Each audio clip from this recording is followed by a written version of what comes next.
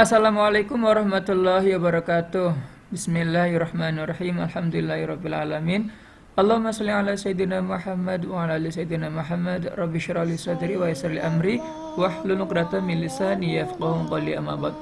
Alhamdulillahirabbil Segala puji hanyalah milik Allah Subhanahu wa taala, yang dimana Allah telah berikan berbagai macam kenikmatan kepada diri kita semuanya, baik kenikmatan kesehatan, kenikmatan jasmani maupun kesehatan rohani, dan berbagai macam kenikmatan yang lainnya. Mudah-mudahan kita mampu mensyukuri segala macam kenikmatan Allah Subhanahu wa taala agar kita tergolong menjadi orang-orang yang pandai bersyukur. Salat dan salam tidak lupa kita junjungkan kepada baginda Nabi Muhammad sallallahu alaihi wasallam dengan ucapan Allahumma sholli ala sayyidina Muhammad wa ala ali sayyidina Muhammad. Mudah-mudahan kita diakui oleh Nabi Muhammad sebagai umatnya dan mendapatkan syafaatnya dan akan berkumpul bersama beliau di dalam syurganya Allah Subhanahu wa taala. Amin amin ya Allah ya rabbal alamin.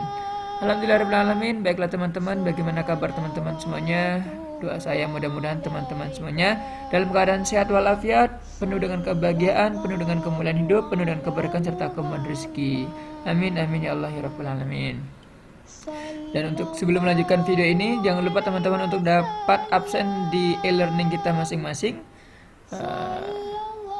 karena absen sangat berpengaruh sekali terhadap penilaian kita dalam mata pelajaran sejarah kebudayaan Islam. Oke teman-teman, sebelum kita melanjutkan materi kita tentang dakwah Nabi Muhammad pada di Madinah, sebelumnya kita sudah membahas tentang proses perjalanan Nabi Muhammad dari kota Mekah menuju kota Madinah dan hambatan-hambatan dari kota Mekah menuju kota Madinah.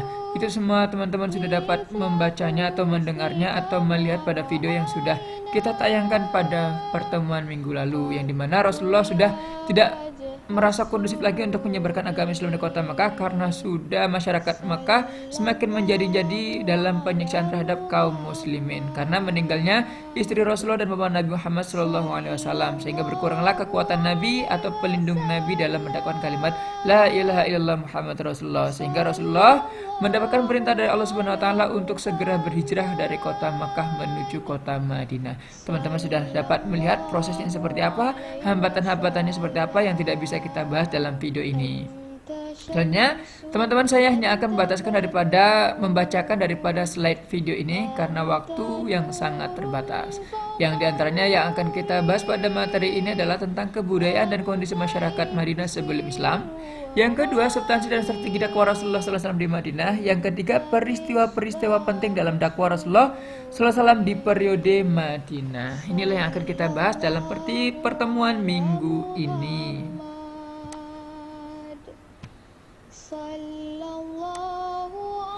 Kebudayaan dan kondisi masyarakat Madinah sebelum Islam, di mana Madinah pada mulanya itu bernama Yastrib.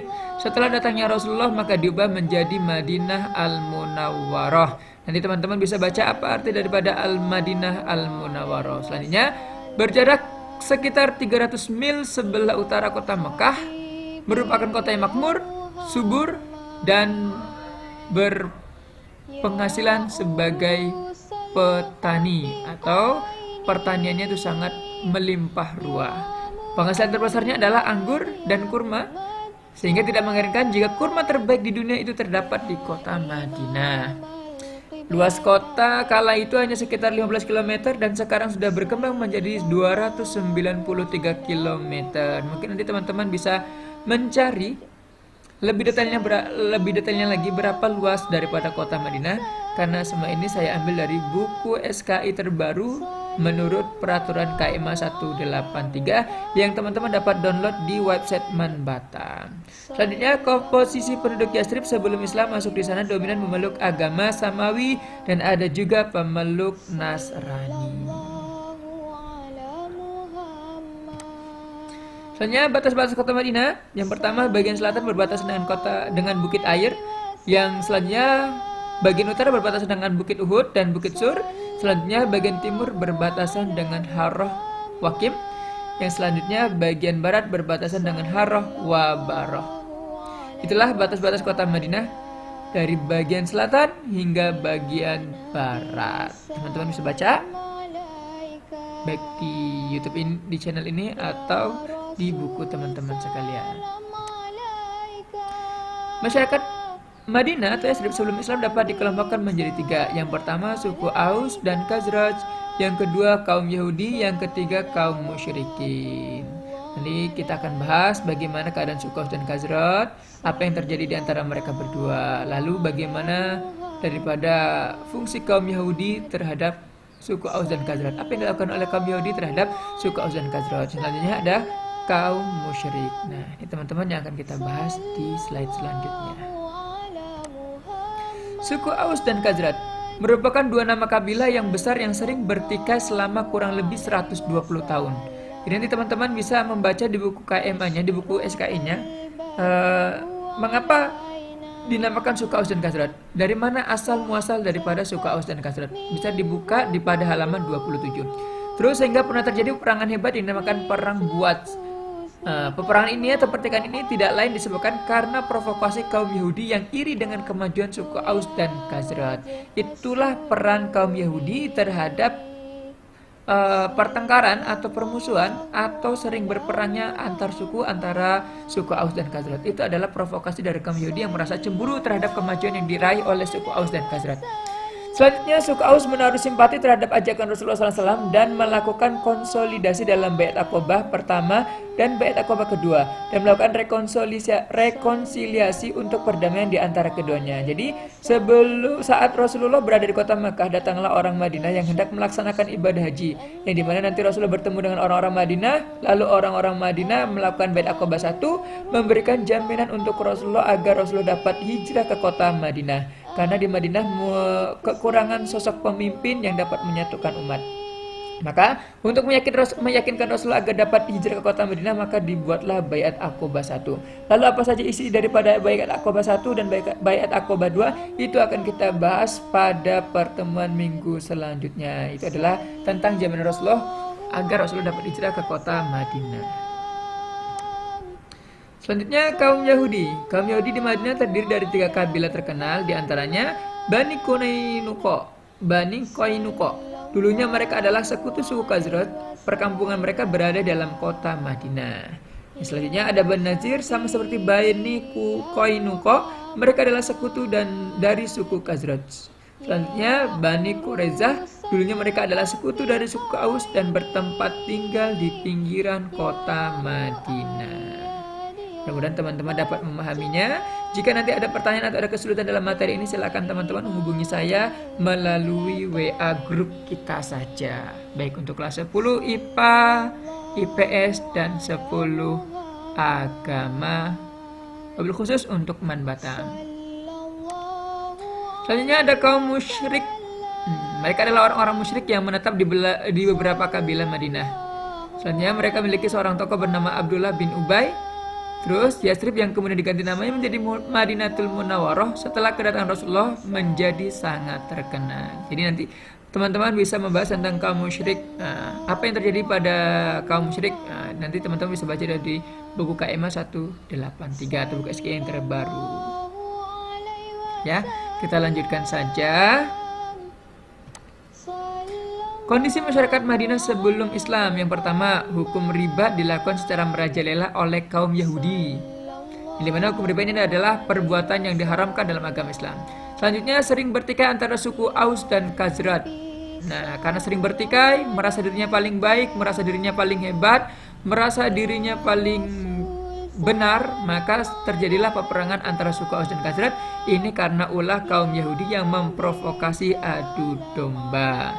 Nah, terus memiliki hasil tani yang melimpah karena kondisi tanah yang sangat subur. Itulah kondisi masyarakat Madinah sebelum datangnya Islam. Namun setelah datangnya Islam, semua satu persatu akan hilang dengan sendirinya. Sehingga Madinah menjadi kota yang sangat damai, menjadi kota yang sangat indah dan penuh cahaya. Nah, sekarang kita akan bahas tentang substansi dan strategi dakwah Rasulullah SAW di Madinah. Yang pertama, yang dilakukan Rasul adalah membangun masjid. Yang kemudian masjid ini diberikan nama Masjid Nabawi. Ini sedikit ada salah mengetik, maaf teman-teman. Di tempat inilah dakwah Rasulullah SAW mulai dilakukan, yaitu dengan melakukan sholat jamaah, pengenalan terhadap agama, penanaman ibadah mahdoh dan muamalah, dan kegiatan-kegiatan keagamaan lainnya. Inilah fungsi masjid yang sesungguhnya, bukan hanya tempat untuk melaksanakan ibadah sholat, mengaji dan sebagainya, tetapi bisa digunakan untuk multifungsi, untuk mempersatukan umat di Madinah, untuk memberikan kekuatan Islam di kota Madinah. Selanjutnya mempersatukan suku Aus dan Khazraj. Ini adalah dua suku yang sering bertikai, sering berperang karena merasa dirinya adalah yang paling baik di antara mereka. Sehingga mereka melebur menjadi kaum Ansor. Kaum Ansor maksudnya adalah orang yang tinggal di kota Madinah. Sedangkan kaum Muhajirin adalah orang yang dari Mekah menuju Madinah. Sehingga kaum Ansor ini menolong hijrahnya Rasulullah SAW untuk memperkuat persatuan di antara mereka. Selanjutnya mempersaudarakan kaum Muhajirin dan kaum Ansor. Rasulullah SAW mempersaudarakan kaum Muhajirin dan kaum Ansor persaudaraan berdasarkan agama yang menggantikan persaudaraan yang berdasarkan darah, sehingga suasana menjadi lebih damai dan aman.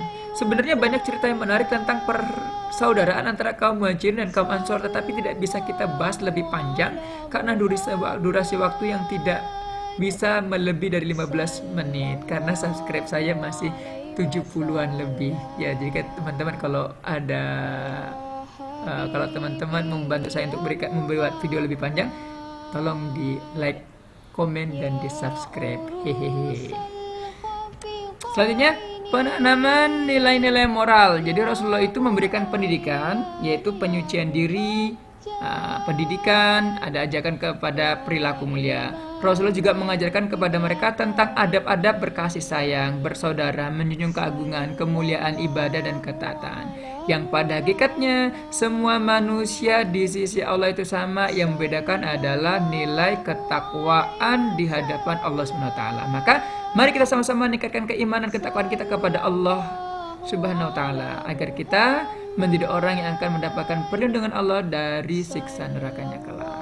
Lanjut, membentuk tatanan masyarakat. Jadi Rasulullah itu mempersatukan golongan Yahudi dari Bani Quraidah, Bani Nazir, Bani Quraizah. Rasulullah juga membentuk suatu perjanjian yang melindungi hak-hak asasi manusia di Madinah dan kemudian disebut dengan Piagam Madinah. Jadi Piagam Madinah tidak saya cantumkan berapa jumlahnya, apa saja isinya, karena ini akan dibahas di pertemuan di minggu selanjutnya. Jadi Piagam Madinah intinya adalah untuk mengikat daripada peraturan-peraturan, mengikat daripada tatanan kota Madinah. Meskipun berbeda agama, tetapi diikat dengan satu piagam atau satu peraturan, yaitu Piagam Madinah, yang dimana nanti saling melindungi, diantaranya saling melindungi antara orang-orang Madinah. Tapi kita akan bahas di minggu selanjutnya. Selanjutnya, peristiwa-peristiwa penting dalam dakwah Rasulullah periode Madinah. Jadi dakwah Islam di Madinah selama kurang lebih 10 tahun membawa kemajuan yang sangat pesat. Dan berikut ini peristiwa-peristiwa penting dalam dakwah Rasulullah SAW periode Madinah. Di antaranya ada Piagam Madinah. Nanti berapa isinya, apa aja isinya akan kita bahas di pertemuan selanjutnya. Yang kedua, respon Nabi terhadap kaum kafir Quraisy. Selanjutnya ada perjanjian Hudaybiyah. Nanti akan kita bahas ketiganya pada pertemuan yang akan datang. Mungkin teman-teman ini saja yang mungkin dapat saya sampaikan. Jika ada pertanyaan atau kekurangan atau kurang mengerti dalam materi ini, silakan teman-teman hubungi saya di WA saja atau di kolom komentar. Silakan juga teman-teman berkomentar untuk perbaikan video ini. Dan saya sekali lagi mohon maaf yang sebesar-besarnya atas kekurangan dalam pembuatan video ini karena kurangnya pemahaman saya terhadap sejarah Nabi Muhammad SAW. Jadi terlalu banyak kesalahan dalam pembuatan video ini. Saya mohon maaf yang sebesar-besarnya kepada Allah. Saya mohon ampun sebesar-besarnya juga. Mudah-mudahan ada manfaatnya. Jika ada manfaatnya, kita sama-sama ambil manfaatnya. Jika tidak, kita buang sejauh-jauhnya. Mudah-mudahan kita menjadi orang yang semakin mencintai Rasulullah, semakin banyak bersolawat kepada Rasulullah, dan mudah-mudahan kita diakui sebagai umat Nabi Muhammad dan akan bersama dengan beliau di surganya Allah Subhanahu wa Ta'ala. Mungkin ini saja yang dapat saya sampaikan. Kurang lebihnya saya maaf. Kita tutup dengan doa kafaratul majelis. Subhanakallahumma wa bihamdika asyhadu alla ilaha illa anta astaghfiruka wa atubu ilaik. Billahi taufiq wal hidayah. Assalamualaikum warahmatullahi wabarakatuh.